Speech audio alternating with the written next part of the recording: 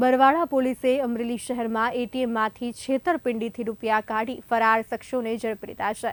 બરવાડા પોલીસે હરિયાણાના 3 શખ્સોની ધરપકડ કરી હતી।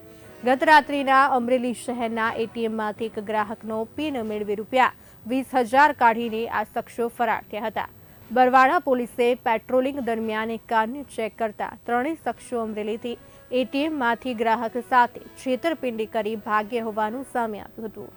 3 શખ્સો મેળામાં ભીડભાડના સ્થળે પિકઅપ, પોકેટિંગ અને વસ્તુઓની ચોરી તેમજ એટીએમમાંથી ગ્રાહકો સાથે છેતરપિંડી કરી રૂપિયા ઉપાડતા હોવાની ટીમવાળા હોવાનું સામે આવ્યું છે। બરવાડા પોલીસે સોનુભાઈ આત્મારામ બેડુ, જોની આત્મારામ બેડુ, અજય બલરાજ ઘટકની ધરપકડ કરી હતી।